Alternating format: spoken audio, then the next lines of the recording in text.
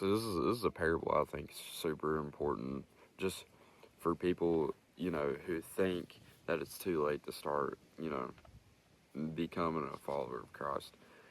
If there's any time to do it, it is right now. It is in the moment. It's so important right now. Just the way the world's going, it's just, you're not going to have anything except the Lord before too long. And, this is super important. This is a parable about giving tithing in the church. And tithing is just like it's just like you're offering or like you're donating to the church. It's not required, of course.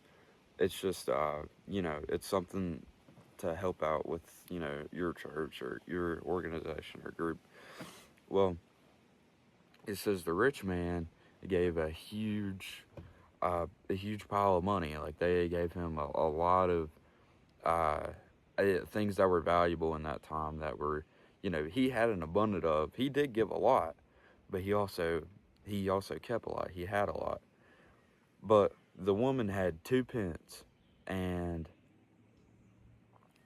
this woman was a widow, and she was very poor. She was very, very unfortunate, and um, she gave 2 pence, which is, either almost all she had or all she had at the time. And Jesus said, very truly I tell you that the poor widow gave more than the rich man. So, that really goes to show that, God doesn't want you for what you have. There's a reason why it's called selling your soul to Satan or giving your heart to God. He doesn't care where you're at, where you're standing at, what you're doing, what part of life you're in.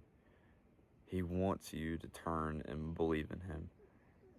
That's just the most important thing that I try to tell people and try to, show people and lead people through the Holy Spirit working through me, that it is the only way, and that it's true and it's fair and it's just. And, you know, Jesus doesn't want just, a rich man or just a poor man.